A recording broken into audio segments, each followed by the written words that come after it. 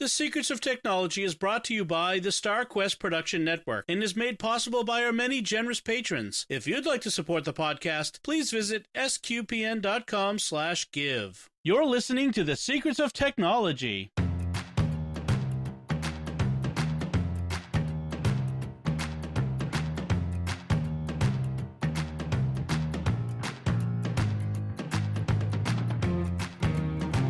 Hi, I'm Dom Bettinelli, and you're listening to The Secrets of Technology, where we discuss the technology news that's important to you from a uniquely Catholic point of view. And joining me today on the panel are Joanne Mercier. Hi, Joanne. Hello, hello. And Father Corey Stika. Hi, Father Corey. How's it going? Very well. So we promised you folks a while ago that I think it might even been the last time we were all three together, because it's been a while. Yep. But we were going to do the iPhone versus Android cage match. And, let's get ready to rumble. Actually, I think that might be copyrighted, that phrase, so we have to be careful not to use it in our... I mean, it's okay to say it, but... I know what you mean. But the thing that prompted us to do it this time is we got an email earlier this week from a listener who said, who asked, hey, I'm trying to decide whether to buy an iPhone or an Android phone, and I don't know how to decide, and, can you guys ever talk about that sometime, about the difference? And I said, hey, I've got the perfect pair of people coming on the show this week to talk about it. And so I said, we'll do that this very week. That's responsiveness and podcasting for you folks. So This is what we're going to do, is we're going to talk about the iPhone and Android debate, and it's still a healthy debate all these years later. There's still things to talk about. And we're going to talk about the strengths and weaknesses of each platform, each phone, in a way that will help you make a choice. But, Father Corey, you said something before we got started that's very important to remember right up front about the choice between phones. Right. Ultimately, both Android and iOS will do what the vast majority of iPhone or smartphone users want. Both of them will do it exactly the same. They'll both surf the internet just the same. They'll both check email just the same. Calendar and contacts and apps. Matter of fact, a lot of the apps are on both phones and work the same. So it's as much personal preference as it is, whether one's phone is superior to the other, ultimately, for most of us. Right. Well, there are a lot of other elements that go into then making the distinction between the two phones. And that's what we're going to cover in our discussion. But the other thing is, some people say, well, why do I have to make a choice? Like, why don't I just buy whatever phone is cheapest right now? And the thing to keep in mind with that is, when you buy a phone, you are making a decision that will potentially impact your future usage. In other words, it's possible to switch from iPhone to Android or Android to iPhone, but it's not the easiest thing in the world. So making the choice is sort of a bit of a lock-in, not a permanent lock-in, but it raises a barrier for future choice. So, well, that's actually what happened to me, because when I got my first Android phone, I was on the BlackBerry world, and of course BlackBerry was the Titanic at that point. It was a sinking ship very rapidly, and so I broke my BlackBerry. And it was just when I think the iPhone 4 came out, and it hadn't yet come to Verizon, though. Like, the iPhone 4 came out for AT&T, and the Verizon was a couple of months later. Well, I needed a phone then. So I went with the then top-of-the-line Android phone, and have been Android ever since, because, like you said, Dom, you get into that infrastructure, you start spending money, you start using their tools, and it kind of locks you in. Mm-hmm. And my husband and I had started with the iPhone.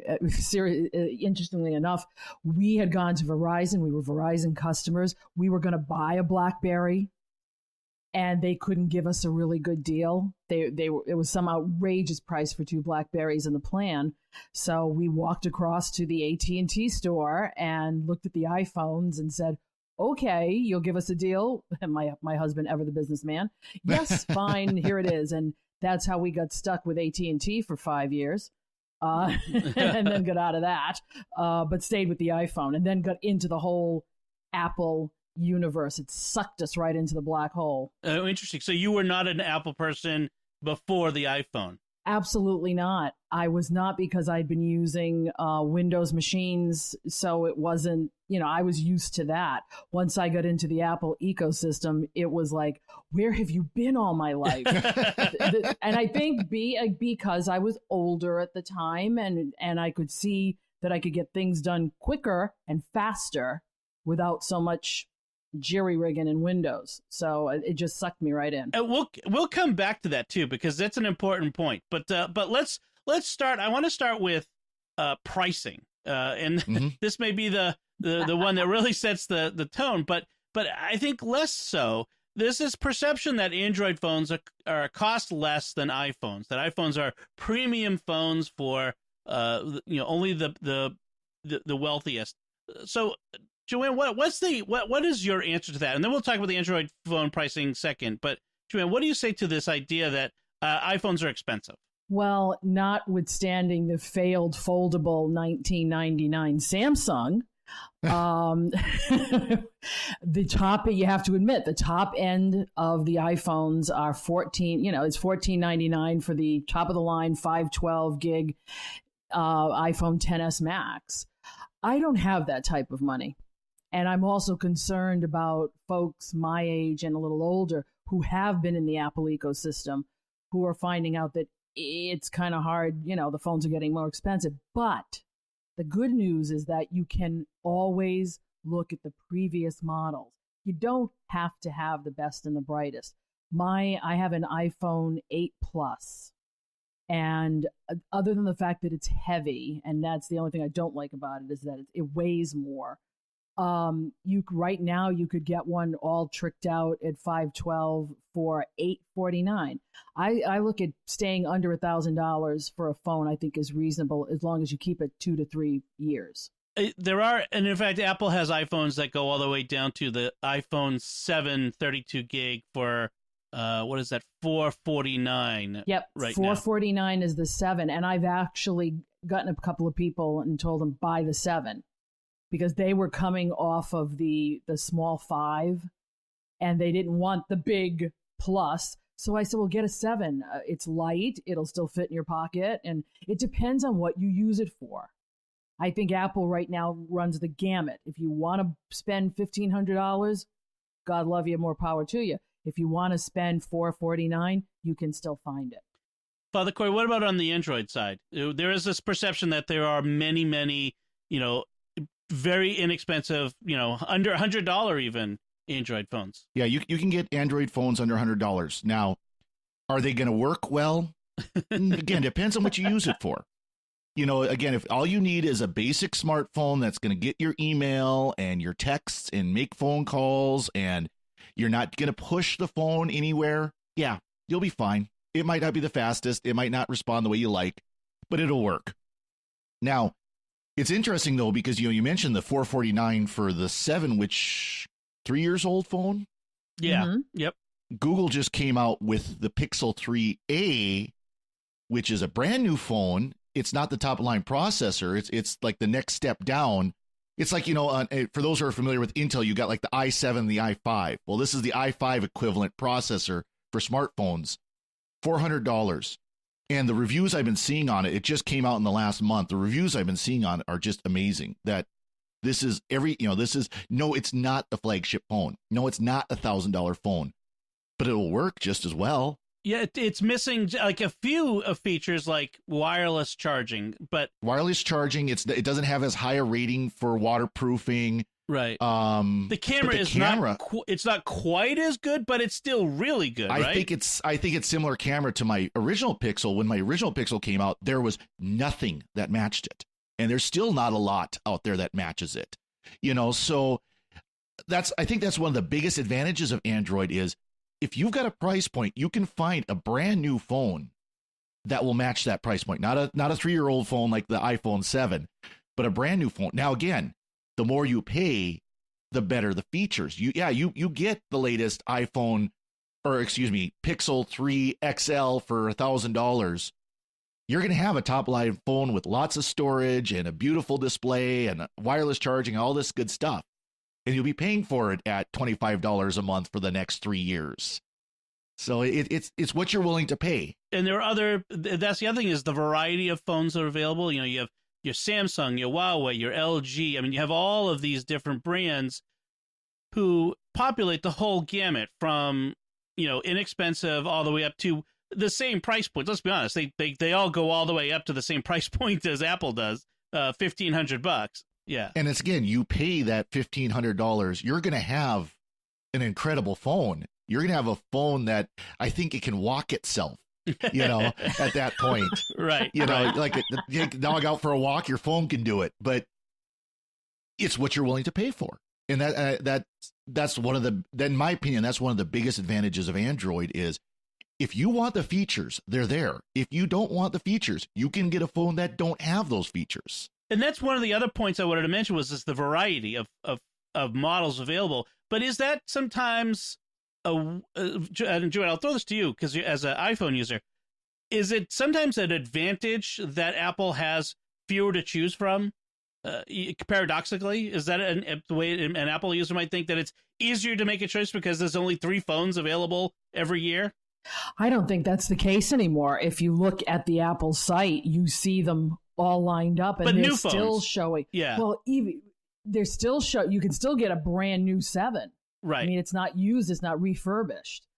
But it's so not the you're going newest, not the newest tech necessarily for someone who's, say, looking for the best camera or the. No, but again, I think it's because I think it's how you want to use it. Some people want as much storage as they can get. They don't care about Qi charging, which is the wireless charging, and but they want a really good camera, so they're going to steer themselves in the direction probably. I mean, I have a dual camera on the 8 Plus, so if you're looking for a dual camera that takes really good pictures, or you might still want the home button, because the top tier models don't have the home button anymore.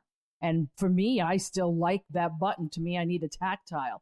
I'm not sure the face recognition in my car. Now, I don't drive and text at the same time, but I don't think if I look at it to check on something, it's going to open itself up like if I need the map. Yeah, mine does. know, Just it does. Yeah, I mean, mine on my desk is constantly unlocking on me. So I'll say I think that there is a little bit of an advantage in that there's a much more limited universe of iPhones that you can choose from, even when you go from the 7 to the XS Max, which is an interesting name, the excessive phone. But there's a limited universe. Whereas I have heard from people that, and Father Corey, maybe you can answer this, that sometimes it's overwhelming the choices available. I mean, it's sort of a nice problem to have that you have so much choice. Well, and it can be, I think. Now, to be fair, most people, especially if they're coming into smartphones for the first time, this is their first smartphone or first serious smartphone, they're going to go to the Verizon store. They're going to go to the AT&T store. They're going to go to the Blue Box store or whatever, and they're going to basically get guided to 1 or 2 phones. You know, if you want to do iOS, here's your choices. If you want Android, here's a couple of choices at your price point. You know, they're not going to sit there because they're not going to there are phones. I mean, there are literally hundreds of new Android phones that come out each year, but some of them, they don't come to the United States.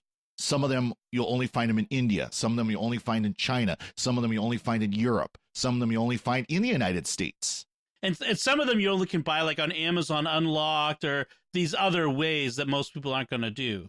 You know, and admittedly, I think that's one of the things that Google is trying to do with the Pixel line, is try to say, okay, yes, you've got Samsung and LG and HTC and Huawei and all these other phone companies, but if you want real Android, you get the Pixel, which is, by the way, why I bought the Pixel, the original Pixel when it first came out, because it is the unadulterated Android. It doesn't have the Samsung loader slapped on top, which is a weakness of Android. That's what confuses me about Android, okay? That you can have almost different Android systems with different layers of crust on the top. And you can also be back to like the earliest Androids if your carrier doesn't push the update through, correct? Both the carrier and the manufacturer sometimes Right. are the Yes. limiting factor on whether you can get the latest. And that is one of the great weaknesses of Android, outside of, again, like the Pixel line.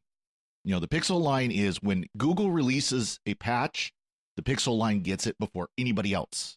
Now, we discussed this last week on Secrets of Tech, which was Google I/O. Google said that they're going to try to start pushing some of these security updates, slipstreaming them in, so that you don't have to wait for the carriers and the manufacturers to approve them. But that's all still in the future and sort of up in the air, so it's hard to make the buying choice based on that. Yeah, and they've been working on that for the last couple of releases of Android, of developing Android in such a way that Samsung can do whatever it wants with the front end.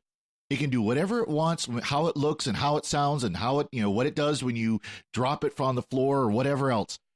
But the base underlying Android is always going to be the same. You know, so when they do a security patch, it's always going to patch. And on Android, even things like where preferences are and the different options and all that sort of stuff can be different from manufacturer to manufacturer. Yes. So that's something to keep in mind. Is whereas on the iPhone, there's pretty much a unity experience. If one iPhone is pretty much like another in iOS, how iOS works. Pretty much, yep.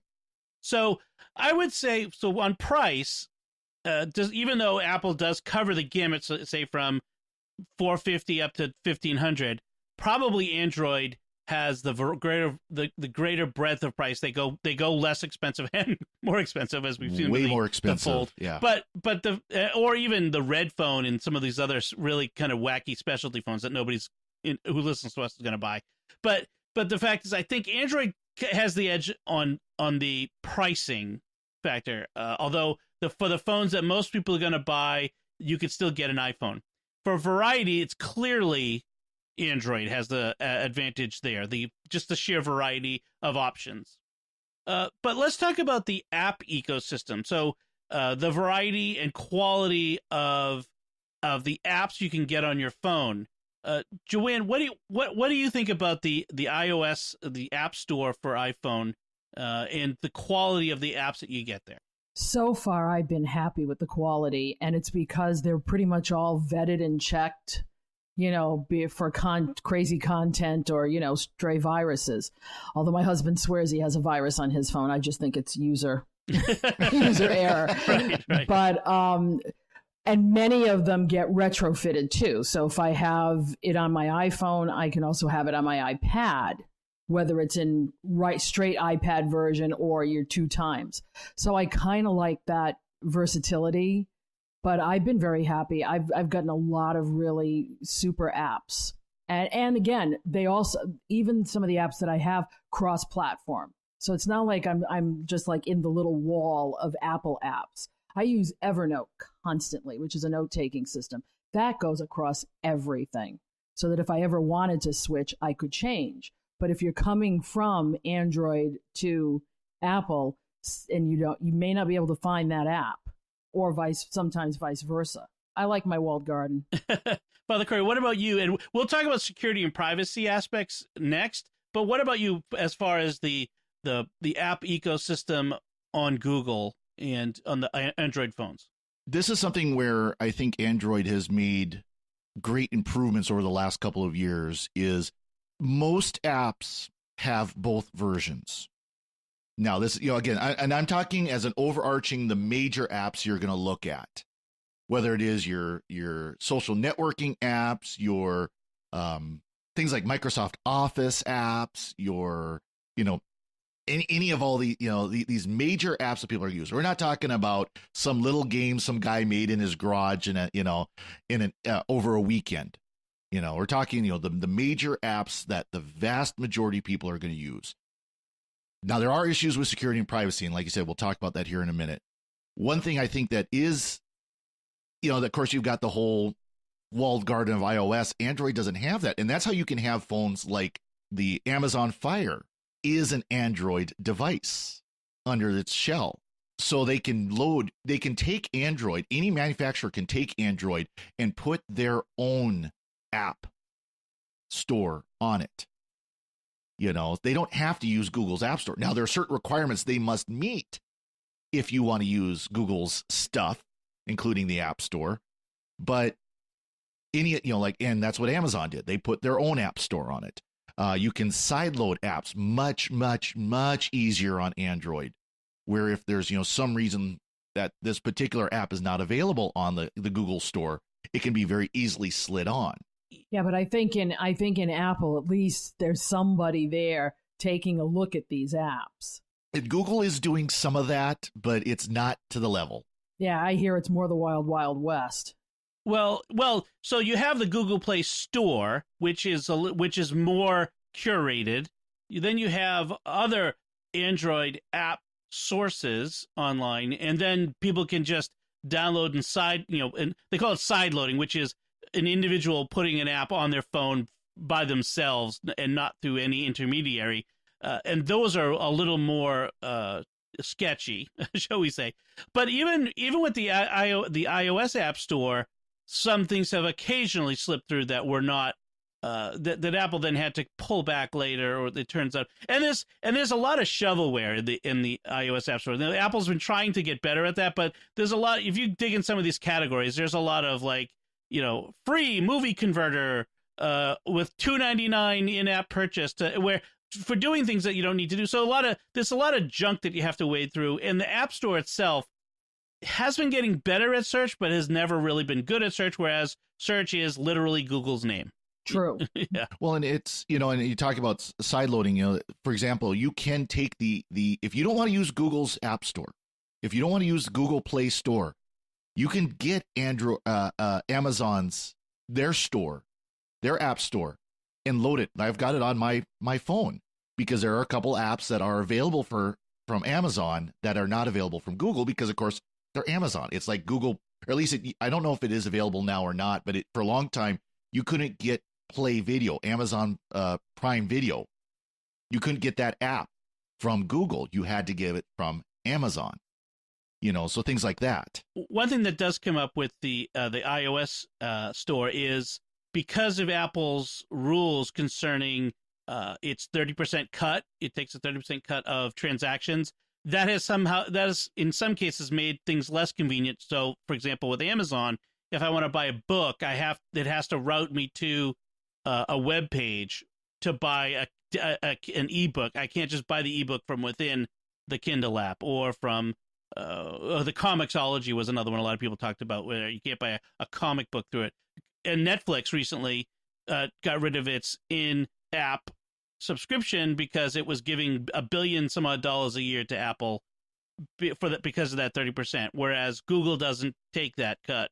So there's that interesting difference. So I would say I think that's a wash on the app ecosystem, just on the ecosystem itself between the two. I think there are the advantages and disadvantages on both sides are about equal.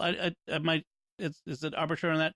But let's talk about, we kind of touched on the security and privacy aspect a little bit, which is, the Apple scans every app before it goes on, into the App Store for viruses and stuff. But Google doesn't do that, right, Father Corey? Does it?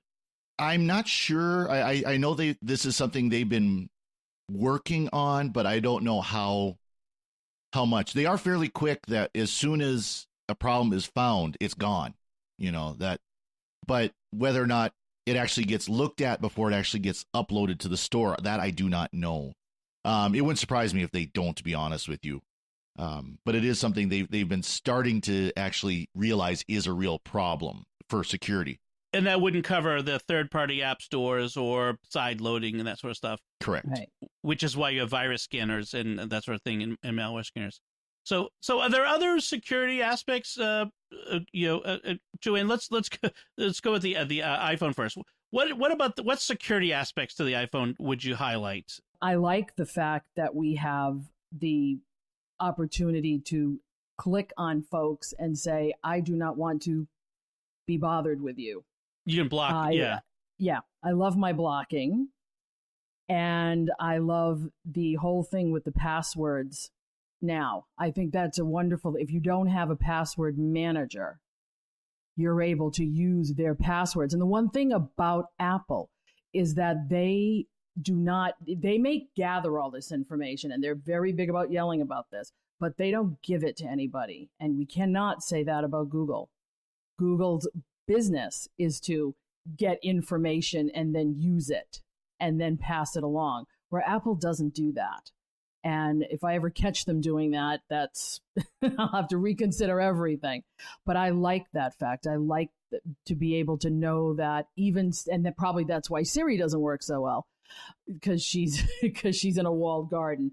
But I prefer that over, I get a little nervous when I'm even on my Google browser and all of a sudden it's throwing things at me and I'm like, wait a minute, how do you know I do that? And gee, you're a little nosy about this. But I like being in the Apple system because of that.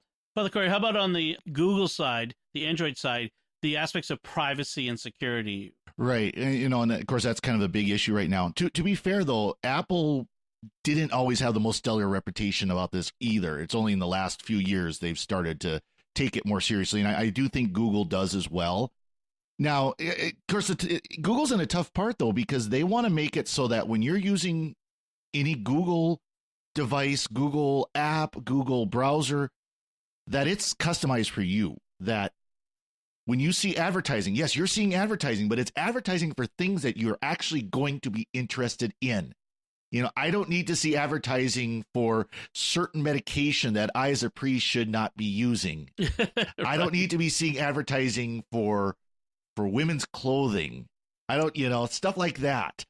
So I appreciate to some extent that, like, when I pull up right now, I pull up the Google screen, and the first thing on here is Star Trek Picard's first teaser hints at Jean-Luc's tragic place in Starfleet history. Wait, there's a teaser trailer? Whoa. Yes. Pause everything. No, just kidding. Yeah. See, Stop but it. that's something I'm interested in. That's what I want to see Google have Google tell me about. I don't want to tell me, you're not going to believe what these kids did next. Right. I don't care about that, So there seems to be this balance at least in the privacy section. We'll talk about security in a second, but this balance between privacy and capability. The more capability you expect out of the phone, whether it's from the voice assistant, we'll get to that as another feature, or things that they do with photos or other things.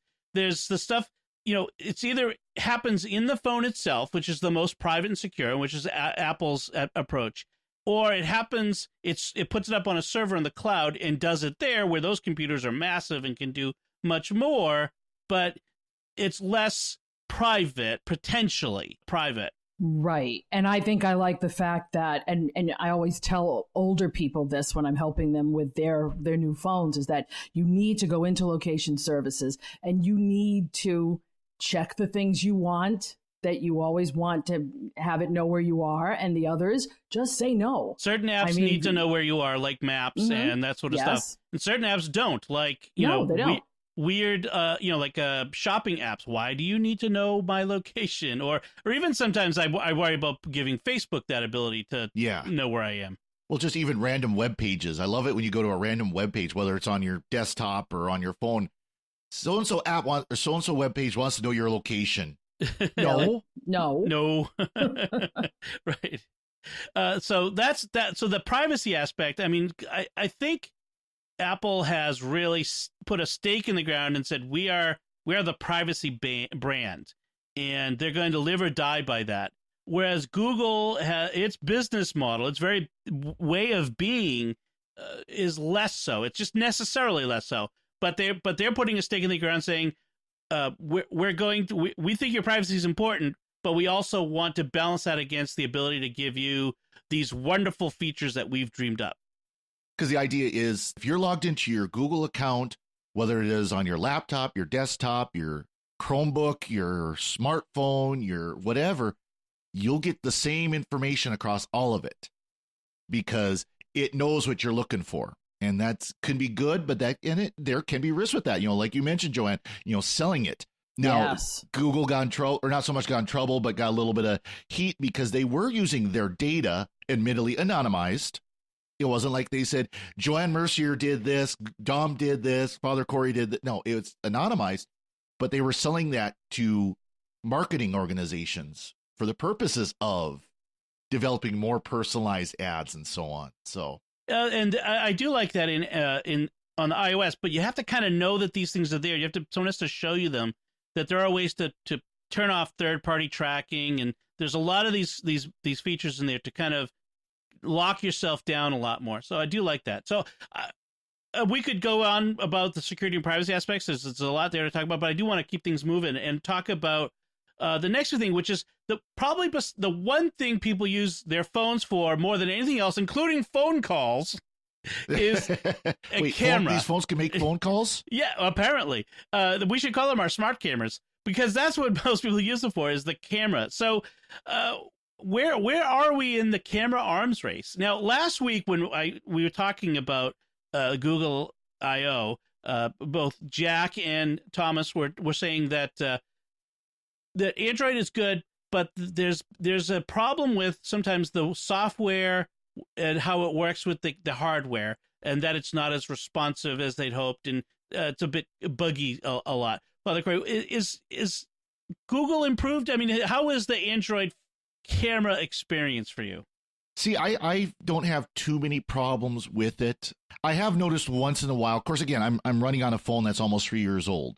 So, that kind of colors it a little bit. But I've, by and large, when I want to take a picture, it takes a picture and it does a pretty good job. Of course, it's got the built-in HDR features like iOS does as well. And I think it takes, again, even on my older phone, takes just really good photos, usually.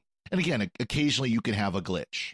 I'll agree with that. I've had to retake a photo because it didn't quite take it right, or it delayed just long enough for me to go, okay, it took it right, click, nope. The one of the things I like with especially Google, but others in the Android ecosystem have these wide angle lenses for, like, whether selfie lenses. I have a big family. I have a big Catholic family, and trying to get all the kids and my wife and I in one photo, I need an arm that's longer. And God help me, I will never own a selfie stick. It's just not something I'm ever going to do. So I want Apple to finally get on the bandwagon and have the wide angle front facing lens. But there's some of the things like that. The night shot on Google, I mean, that looks amazing. But Joanne, on Apple, we've got the depth camera. They came up. They were the first to with the depth camera and portrait mode and some other things. What do you think? I mean, looking at photos. I have to admit, I'm probably the last person with the photo thing because I don't do selfies. It's not something I do. And I use my camera a lot for scanning. So there are some wonderful scanning apps out there that between Scannable and Adobe Scan that really can make documents and the things you need to preserve, because I'm a genealogist and do a lot of that. I use it for that. I'm not into I take some pictures, but camera is not the first thing I'm going to look at in buying a phone. I actually use it as a phone. I make phone calls. I get mad at millennials who won't take my phone calls because I just don't understand that. But I think all I know is when you're looking at anything nowadays, we were watching golf this past weekend. Yeah, I know my husband watches golf. But everyone, all you could see as they're watching the golfer take the swing is everybody's camera is up in the air. Everybody's phone is up in the air taking a picture. People obviously want the best type of camera for their money, and they're not buying a separate item anymore. So little pocket cameras are going away. So these phones have to be top notch. And I think Apple for a long time was very good at it. Now I hear Pixel is probably giving it a run for its money. Oh, when the Pixel 1 came out, again, almost 3 years ago, it was rated by a number of sites as the best phone on the market at that point. And it's been kind of a back and forth between the two of them, or best camera, But, and the funny part is I was just thinking about this. This is another one of these cases where for the vast majority of us, we probably really couldn't tell the difference between an iPhone and a top of the line Android picture. Well, that's a key point then, is you at the lower and middle end, the cameras I gather are not as good. Well, they're older. They're generally older camera technologies. That doesn't mean they're bad. They're just not as good, you know. And what's good? I mean, do you want to see every hair or freckle on the kid's face, or do you want, a compositional, it has to be all the right colors? You do so much with filters now. I want to catch a hummingbird in flight and see every flap of the wings. Well, I think in general, what most people want is a camera that can take a good photo in most situations. So, in less than ideal lighting, and in I remember camera photos where there's a bright spot and it blows out everything and you can't really see anything, or it creates obvious color banding. That's in the bad old days of the phones, where you didn't see this obvious band of color across. It just makes a terrible photo now. Like, I look back at these photos, I'm like, I mean, they're not great. Although, again, when I was a kid, we had Polaroids from when I was a kid that are right. And now there's an app for everything that will fix. There's apps that will fix those photos, no matter what camera you take them on. And then there are apps that will put those things in. Oh, yes. Because you want to be artistic or you want to be old-fashioned. Don't get me started on people who want filters to intentionally make their photos look awful. So, from my point of view, as someone who really does enjoy taking photos, and I have a as some people call it, a big boy camera, but I also take a lot of photos with my iPhone. I find that the iPhone's marriage of both software and hardware, Apple's control of the software and the hardware, gives it a slight advantage in the situation. Whereas with Google, with the Pixel particularly, they have control of the software and the hardware, whereas most of the other manufacturers aren't in the same boat. Although then again, you can also throw in something like Samsung, where they make the hardware and the software outside of the actual Android itself. Right. So it's a bit of an arms race. Each one is getting new things. My guess is this in WWDC's coming up in about a week or so, and my guess is Apple's going to, if they don't announce it now, they'll announce it in the fall with the new phones.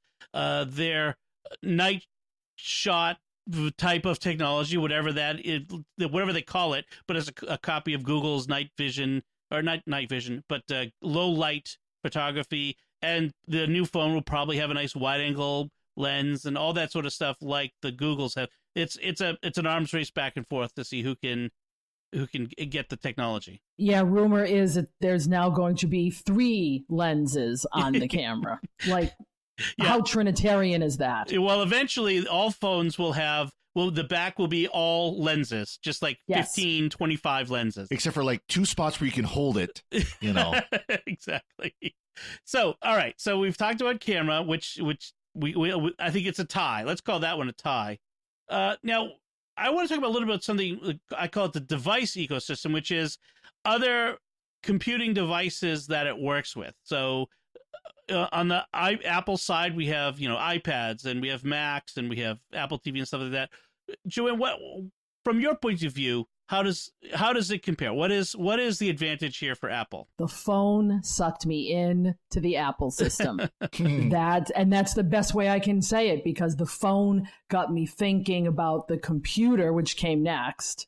So I ended up getting an iMac from the phone. Then when the iPads came out, I got an iPad.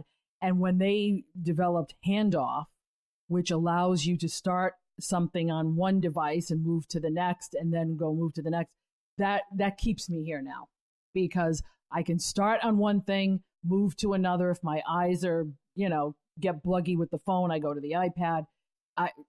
You can't beat that with a stick.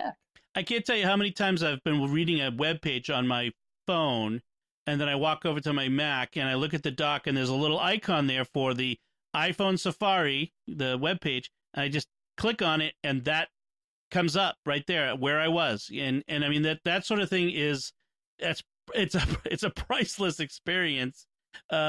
Or things like the sharing of the Wi-Fi password. Now, does Android do that, Father Corey? Where you could share an a Wi-Fi password? Yeah, you can share Wi-Fi passwords between Android phones. Matter of fact, when you log into your Google account, it can just suck them right down. So I've had this experience with what Apple has done is if I'm in a room, if I'm at a location with a particular Wi-Fi router, and I have the password, I will sometimes get a notice saying, hey, there's someone else in this room that's so-and-so, and it'll identify them, I think, somehow. Wants the Wi-Fi password. Do you want to share it with them? And so not even across my own account, but to other iPhone users who are in proximity. That's a really kind of a nice deal. I've actually been in meetings where I notice, like, I get the notification that someone else at the meeting needs the Wi-Fi, and I just give it to them, and they don't know why they've suddenly gotten online, but it just happens. Oh, and the other thing is AirDrop, where you can share things with other iPhone users, files, whatever. I love that. Or I computers, love being able to do that. or iPads. So I think that's huge. Father Corey, how about on the Android side, the Android device ecosystem? No, I just kind of laugh though. You talk about like AirDrop and the Wi-Fi sharing. Boy, that doesn't sound very secure to me. Oh, Well, it's within the garden. There was an issue, but there was an issue a couple years ago, or not even that long ago, where somebody was on a plane and they were sharing pornography via AirDrop. Right. Oops. Well, you AirDrop. But you I still have have my to accept AirDrops. it, but still. Yeah. Well, the one thing that I want to point out for people who, if they want to set this up, is you can set up AirDrop to only be from people who are in your contacts. So you should set that up that way. Don't walk around in public with your phone set to anybody can AirDrop to me, because Exactly. you don't want to have that stuff pop up. But that being said, Google's approach has not been all devices, because basically, other than Chromebooks, the Pixel devices and the Chromebooks, especially the Pixel books, are the only hardware that Google makes. Everything else they make is software. Right. There's a Slate, isn't there? There's a Google Slate tablet. Yeah. I'm not sure how many people actually have one of those, but there I is think a tablet. that's along the lines of the Chromebook, though, isn't it? Yeah. Yes. Yeah. It's a touchscreen. It's a big phone. So a lot of what Google focuses on is more like the services, where, of course, you've got Google Drive. You can store all your files and pull them up on your phone and your desktop and your laptop and everywhere. You got Chromecast, so I can sit down. My TV downstairs isn't even a Google device. It's a Vizio, but it's got Chromecast built in. So I could just grab my phone. Oh, I want to watch this Doctor Who. Boom, there it goes. I want to do this. Boom, there it is. Again, with my Chromebook here, I can sit here and any file I've got saved on here, I can pull up on my phone. I can create a phone, that kind of stuff, because it's all through the cloud. And we'll talk about that a little bit later. That's more the focus Google's been doing. And so you can do as long as I'm using, Google Chrome on my desktop and using the Chrome browser on my phone, then I can do the same thing where I can go to history and, oh yeah, there's where I was at. And it pulls up. I will grant you that's very close in that sense, but I have to give the advantage in this one to Apple. No, that one is very much Apple's forte there. And that's because they're making more hardware than just phone and Chromebooks. They're making everything that you want. So let's talk about that cloud ecosystem. And this is another one where, so, Google's bread and butter is that cloud. You got the Gmail, you've got Google Drive, you've got the Docs and all of that stuff. And then Google Photos, and let's be honest, YouTube is a big thing. Well, actually, let's go to Joanne with this, because I just made your case, Father Corey. So, I'll come back to you in a second. Thanks, Dom. I'll come back to you in a second. So, Joanne, what does Apple have? What does it offer? How is iCloud compare from your point of view? Everybody knocks iCloud, and I have had very little difficulty with it. Maybe it's because of the files I keep there, but I've had more problems with OneDrive for some, because that's the other one I Microsoft. use. Excuse me. Microsoft. Because I've had to use that for work.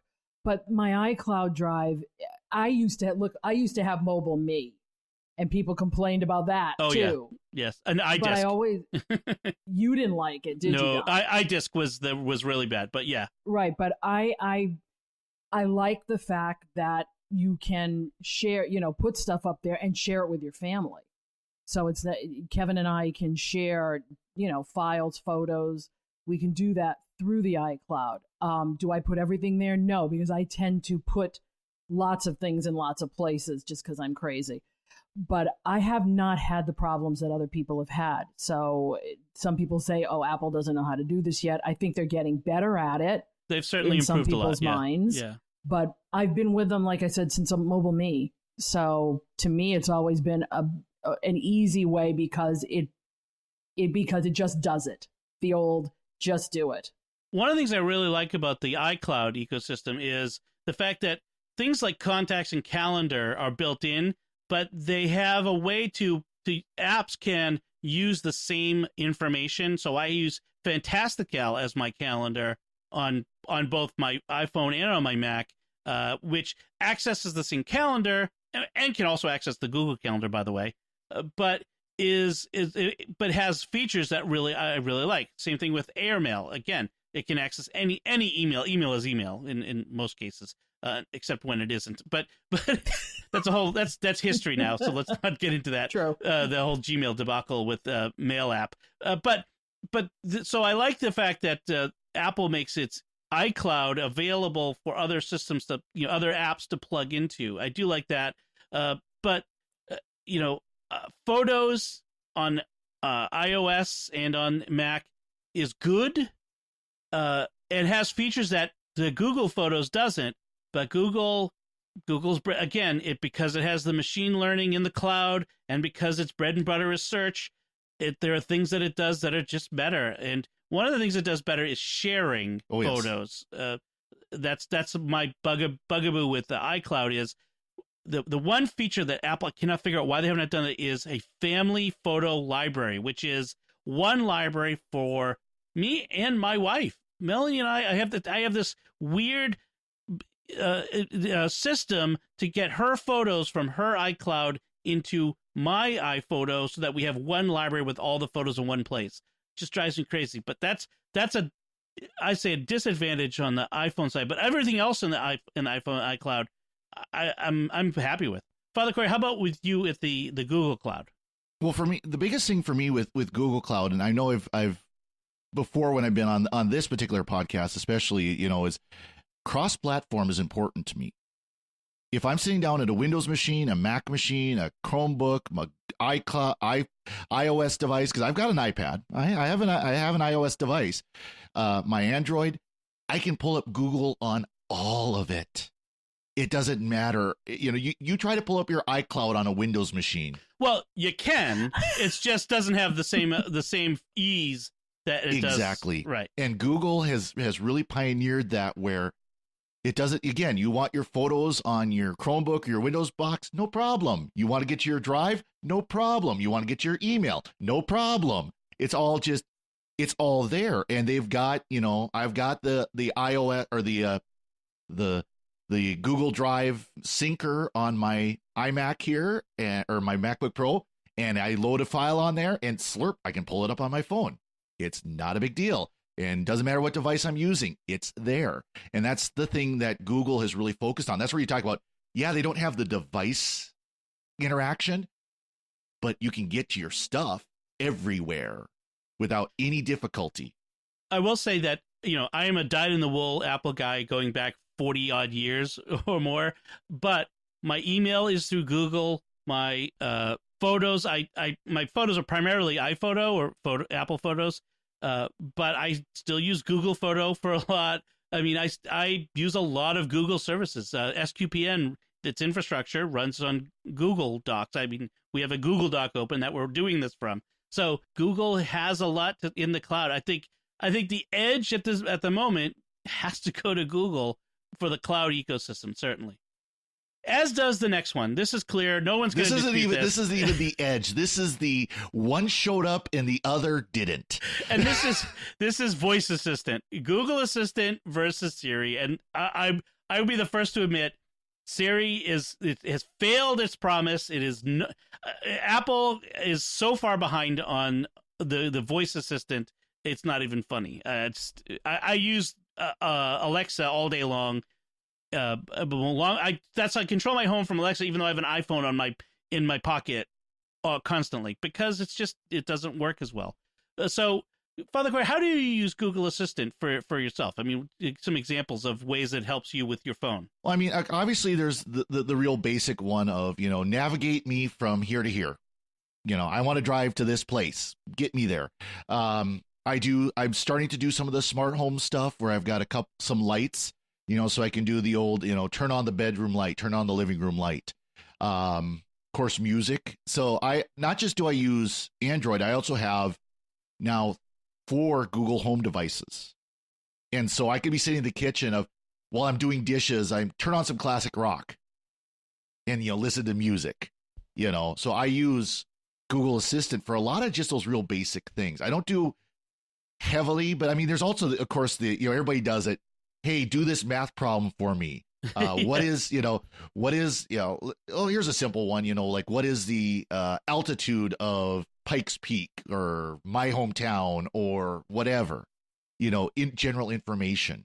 There's so much that you can find out without even having to touch the phone. Yeah. Joanne? Joanne, I mean, it's not even a battle in this one. It's just a sad trombone for Siri. Wah, wah, wah.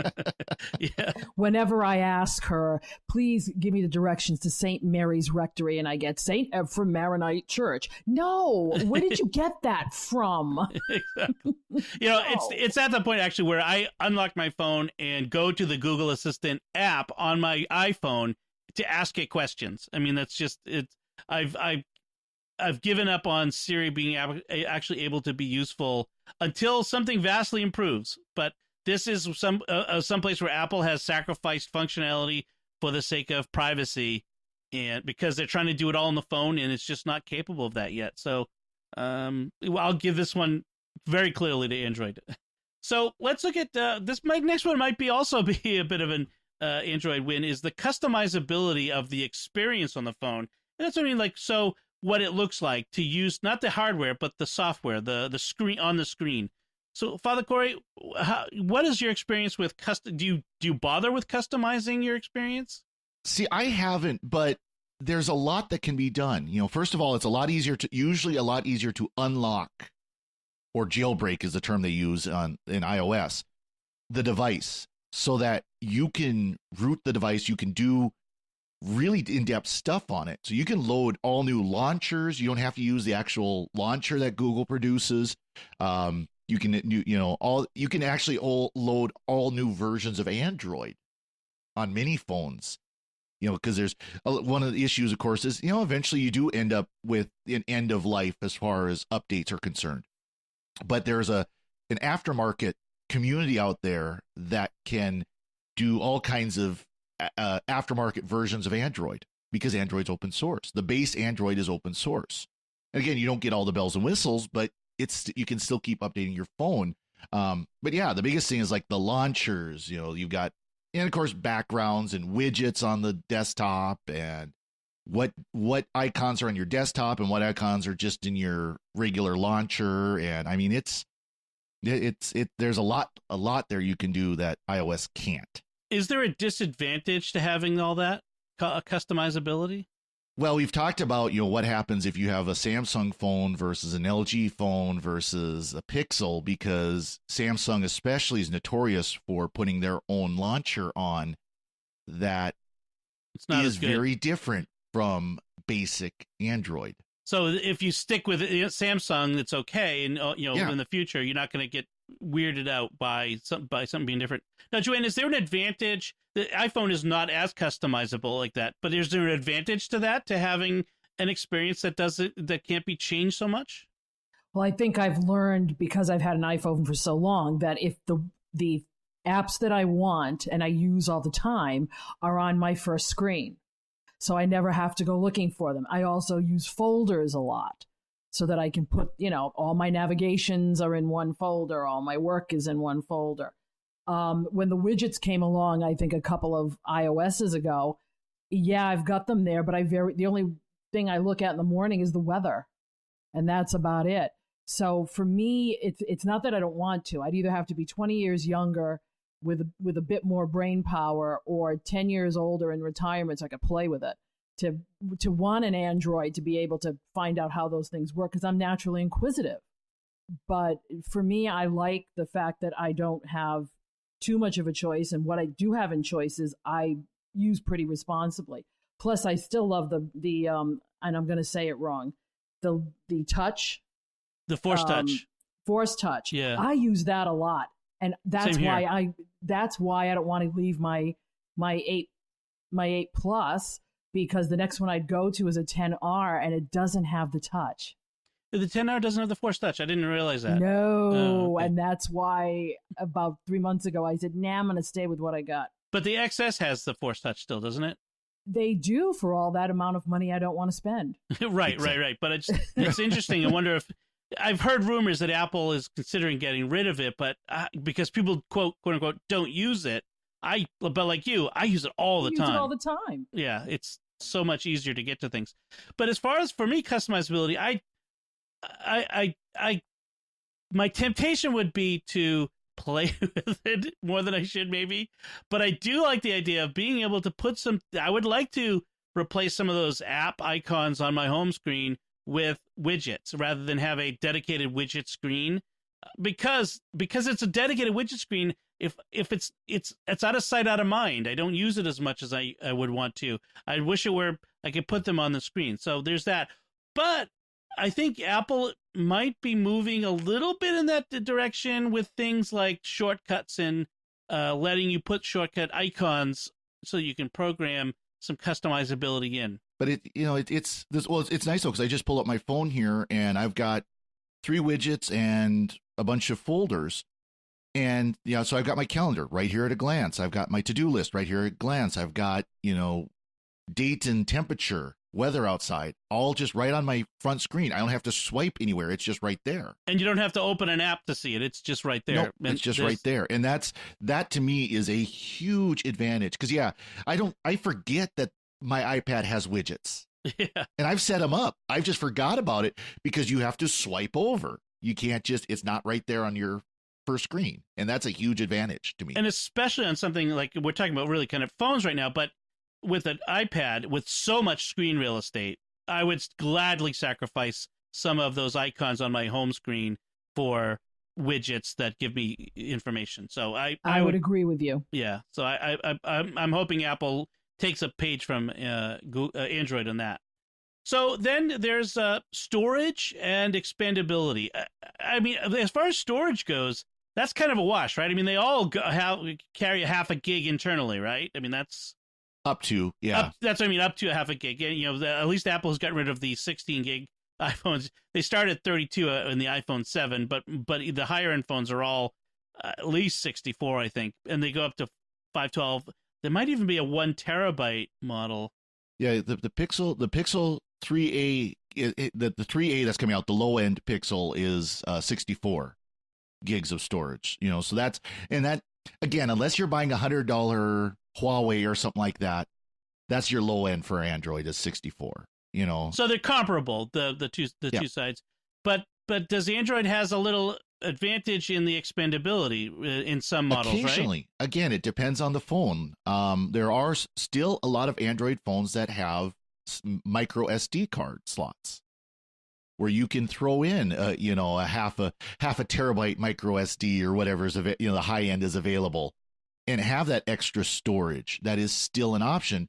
And of course, then you've got, this is again where cloud plays into it a lot too, because one thing we didn't talk about is, like Apple, Google does have music, their own music device or music cloud storage as well.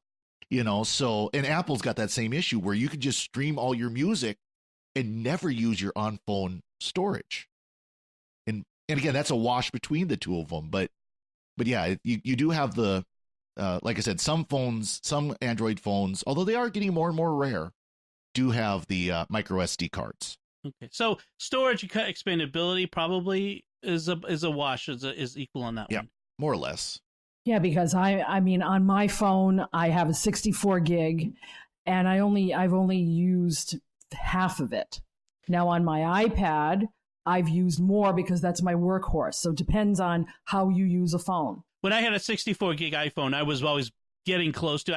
I kept having to take things off, but I went to the 256 was the next level up, and I'm less than half of that. I'm not even using half of that. So yeah, you're right. I mean, at this point, this base model for most people is probably fine, but the next level up is definitely plenty for most people, unless you're like, say, our friend Father Roderick, who's using his phone to take video for a TV show, in which those files are massive. So yeah, maybe you want to have all of that storage, but frankly, most people don't need it for most things. So that's a wash. But now, so we've covered a lot of the features, the stuff that you put on a comparison chart.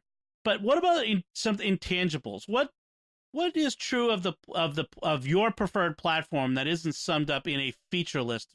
Father Corey, I'll let you go first. What is true about Android that is good that isn't just come out of a list of features that you would to someone who's trying to figure out which phone to get? I honestly, I go back to the openness of Android, that if you're not happy with this manufacturer of Android, you can go to a different manufacturer. If you like these features, you can get a phone with those features. If you don't want certain things, you can get a phone without it. For me, it's the biggest thing with Android is if Google decided tomorrow they were going to stop producing Android, someone else could pick it up. If Apple decided tomorrow iOS was dead, guess what? iOS is dead. And so for me, that's something that people don't think about. But just the fact that I've gone through 3 different manufacturers. I had my first phone was a Motorola, and then I had an LG, and now I've got the Google Pixel. And I'll probably stick with Google just because I like the Pixels. But it didn't matter which phone I picked up. It was Android. And my files transferred over, and my settings transferred over, and my data was there. It was boom, boom, boom. Right down the line. Joanne, what about you? What are the intangibles to being an iPhone user? Well, I think it just works. I think it's easier to manipulate to what you want it to do. And I think for a lot of older people, and I have to keep putting myself in that category, that's what they're looking for. They're afraid of things that might get out of control. Like I said, I'm inquisitive, so I would love to get a hold of an Android and, figure it out. But there's a lot of people who don't. They just want a smartphone to text, pick up their mail, take pictures. And even though it can be more expensive, Apple is quality. You're going to know that they back you up. Believe me, I've had more phones traded out for the strangest of things. They do back their product. They're happy to sit with you at the stores and help you learn how to use it. So I think they've got a lot of customer service. The store is one of those intangible advantages, or it's really a tangible advantage. But there are Google stores out there, but nowhere near as many as Apple stores. And of course, I live in a place where there is no Apple stores, anyways. So no, right, yeah, but if you walk into a carrier, they're more concerned about selling you their product, which is their phone lines and their different tiers of service. They don't know the phones that well. Some of them really don't, and they'll sell you something that you really don't want. I always go to Apple. I tell people, go to Apple. They'll explain the phone to you. If it's not what you're looking for, then fine. So I think that's the biggest intangible. That's a good point. One of the things we talked about before we got started, and I wanted to bring up at this point, which is, we've talked about features and cost and those sorts of things, but sometimes the phone for you, especially if you're not a super technical person, it's the same advice I give to people when they're trying to decide whether I should get a Mac or a Windows. Buy the one that's the same as the person who's going to help you with it on a Saturday night when you're having trouble, late Saturday night when the store's closed. It's if your technical friend, daughter, son, husband, whatever, is an iPhone user, then get the same phone. If they're a Android user, then get the same phone. Help them, get them to help you pick it out. Even that's my advice. If I had $10 for every one of my friends who texted me with a Joanne, I need help with this, in the middle of the day, most of my friends have iPhones. The few that have Android know after about 2 or 3 tries, I can't help you. Right. Because I don't know. My elderly mother had an Android phone that my sister bought for several years, that she would constantly ask me for help, and I couldn't help her. And so finally, when the time was to replace it, I got her an iPhone, and now, when she has trouble, I can help her. I can fix it. I can, I can figure it out for her. So it's a big difference. And then the other thing is just, I think when it comes down to it, if you're going to, I think, and Father Go, you can correct me if I'm wrong, if you're going to get an Android phone, get a name brand one Yes. Get one that's well reviewed, and probably, one of the big names like Google or Samsung or LG, right? Yeah.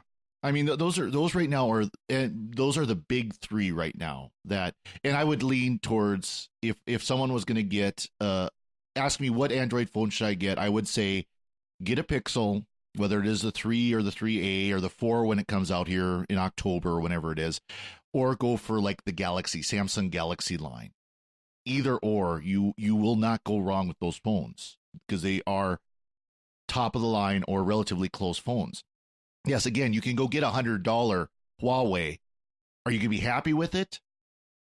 Probably not. It'll do what you want, but you won't be happy with it. Especially since the Chinese government will know everything you're doing. Exactly. And I use Huawei as an example because LG has low-end phones, Samsungs have low-end phones. So, I mean, they're not the only ones out there. But definitely, it's just like iPhone. It's worth spending the money for the quality. So, Joanne, if someone came to you and said, I'm looking for an iPhone, I think you kind of mentioned, look at the iPhone 7 or 8, right? That's where you would generally send a new person. If you're coming from an earlier iPhone that's smaller, I'd say a 7. If you're really one of those people that is looking at phones right now and just between the two, Apple and Android, I would actually look at the 10R. It's a solid, modern phone, and it will do everything that you need for the next 3.5 years, at least. That's actually a really good point, by the way, but we used to replace our phones every 2 years because the contract would be up. Now contracts work differently. And these phones are lasting a lot longer than they used to. They are lasting. People are holding on to their phones 3 and 4 years. My husband has a 6S Plus still, and he will not give it up. My wife's on an 8 because she destroyed her old phone. It's just the way it was. Well, it's, if they work, because, I keep emphasizing this. I'm on the original Pixel, which is going to be a 3-year-old phone. And I'm reasonably happy with it. Yeah, it's starting to slow down. Yeah, the battery's not working as well as it should, but it's still doing what I need. Why do I want to spend another $1,000 on a phone? If anything, it'll eventually be the battery that will cause you to replace your phone these days. Which, by the way, will lead to my pick. So. Okay. Well, with that, I'll kind of sum up what we said at the beginning still holds, which is there is so much that the differences between these phones, whether to choose one or the other, are so fine. Both kinds of ecosystem, iPhone versus Android, they're so close together that really there are very small differences, and it will be little things that push you one way or the other: a better deal, price, whether your techie friend has iPhone or Android, those sorts of things. But hopefully this discussion has helped you kind of clarify where you stand. And we would love, and I know we will hear from listeners who have things that we've missed. And so I'll give you the email and contact information at the end of the show. But I do expect to hear from you, and I would love to hear from you so we can share what we might have missed in the future and arguments we could have made better. Frankly, I'm sure we could have. So let's hear from you on that. But let's go to the picks of the week. And since you mentioned it, Father Corey, why don't you give your pick of the week first? Sure. Well, of course, with these devices, these phones, these laptops, all these things that we have, they're going to break. The battery is going to wear out. In my case, I happen to be sitting here at my MacBook Pro that I do the podcasting off of, and boy, the keyboard was bulging pretty ugly. And sure enough, the battery had gone bad and was bulging. And of course, with lithium-ion batteries, that's danger, Will Robinson. Get that out of there now. Thanks to iFixit.com.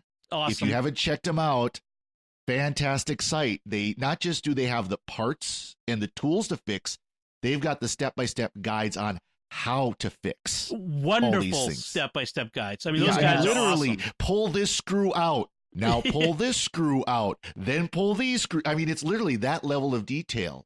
They tell you what parts you need, what tools you need, how long it should take you. I've got a 2015 MacBook Pro, early 2015 MacBook Pro. The battery's glued in, so they had the acetone adhesive remover and all that stuff in there, and showed you exactly how to do it and put the card here and let it sit for a couple of minutes, and then you do this, and it made it really easy. And this was not an easy repair, and you can do it I know they've got iPhone repair. They got Android phone repair guides. They've got cameras, scanners, printers, you name it. I think even some household appliance repair guides and stuff. Anything that's electronic, likely they're going to have something. Again, of course, the more popular the device is, like say, a high-end laptop, a high-end smartphone, the more likelihood they're going to have a repair for it. And then again, they've got kits that you can order. I was able to order the battery replacement kit for my MacBook Pro, and it had all the tools. It had the adhesive remover. It had the new battery. And then I just used my iPad and pulled up their instructions off their website, and boom, boom, boom, right down the line. They have saved me lots of money over the years. I've paid, I've bought things from them, but they've saved me more money than I've spent over the years in letting me do my own repairs. It's. And again, as I hinted to earlier, I live in a place that does not have an Apple store. And I can guarantee you that if I had taken my laptop to an Apple store, it would have been a lot more than $100 that it cost me to order the battery kit from iFixit. Yeah, $200. Yeah. 200 from I just had my battery replaced, so it's 200. So it saved me money, it saved me time. I was able to get the laptop back up and running within a week, and I was gone for that week anyway, so it worked out well. I had a dead fan in a laptop a while ago, and it was quoted at, I think they wanted to do a logic board replacement for like $500, and I replaced it. I think the fan was like $80 or less. And was able to do it. So yes, it's if you're at all comfortable opening up, taking the screws off the back, and you should be. What you do is you look at the instructions before you decide, and on the site, and you go, I could do that. Then go ahead and give it a shot. What do you got to lose? A few bucks, but you have a lot to gain. That's a great pick, by the way. iFixit is the best. Joanne, what's your pick? My pick is the perfect complement to your iPhone, which is the Apple Watch. All right. I happen to have Series 3, and you can still get Series 3. The difference between Series 3 and 4 is that 4 has the electrocardiogram, and it also has the fall detection. But if you're an older person, the fall detection, I think, is crucial, because it will, if you do not respond to its prompting saying, are you okay? Or, you going to get up now? It will call 911. It'll call the person whose number you have in there for emergency contact. It will call your doctor if the number's in there, whatever's in your health profile on the phone. It's the perfect match. Plus, if you get the cellular edition, because you can get either with or without, and I happen to have the cellular one, I can leave my phone at home and take the dog for a walk in my neighborhood without having to deal with my phone, because I can listen to music that's on the watch. You can put music on the watch. You can listen through the AirPods. I just think it's the greatest accompaniment to the iPhone, and it works seamlessly. That is great. Yeah, the fall detection is a good one. I mentioned my mom's elderly, and I've been talking with my brothers and sisters about the idea of getting my mom. She's not steady on her feet, so getting my mom an Apple Watch for that fall detection, because she goes out by herself still. She runs errands and things. She's 80 years old. But if she fell, when she's out, I'd hate to think of her laying there waiting for someone to help her, especially if she wasn't in a public space. That fall detection where it would call one of us and 911 and give the location, that would be really the peace of mind for everyone. So that's a good pick. So mine is basically, it's not an app or something like that. It's a web page. It's imore.com has a page on how to use your battery health on iOS. So how to use battery health in iOS to monitor and control power throttling. Actually, that might be, I might have the wrong link there, but there was a page where they talked about how to monitor your battery health on your phone. I was having a problem with my iPhone where I leave it on the wireless charger overnight, and I was getting up in the morning and it was discharged. And I look at the battery preferences in your system preferences will show you when the phone has been charging, and shows the battery life, and the curve on the graph should go up while it's charging, and mine was going down, and I was trying to figure out what it was. Eventually, I rebooted the phone, and I think it was just messed up with something needed to be restarted, and everything was okay. But I did want to kind of point in. I'm going to find a link. I found the wrong link. I put the wrong link in the show notes, but I do want to put that link to those tips for checking on your battery and how it's doing, and what's going on with your battery, what apps are sucking down your battery life, Facebook, and what the health, the overall health of the battery is, and how much longer you might have for it. Like I said, battery will be the number one thing that causes you to upgrade your phone, I think, in the future, and so keeping an eye on it is key. So I'll get that. I'll have that link in the show notes. All right. I think from there, this has been a little bit longer of a show than we usually do, but I think it's good. We were pretty comprehensive, I think, in our look at the iPhone versus Android. And so this is the sort of thing we want to do at Secrets of Tech is make the technology news that's important to you. That this is help you make these sorts of decisions. But before we go, I want to take a moment to thank our patrons who make it possible for us to create the Secrets of Technology, including this week, Denise I., Joseph L., Louis D., Michael C., and Charles W.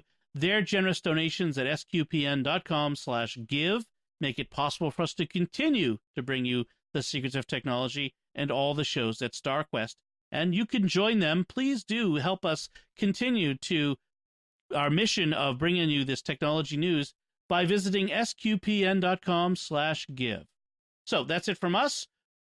Do you have something to say about this iPhone versus Android question? Let us know by visiting sqpn.com/technology or the SQPN Facebook page at facebook.com/StarQuestMedia, and leave some feedback there, or send an email to technology@sqpn.com. And you'll find the relevant links from today's discussion on our show notes at sqpn.com.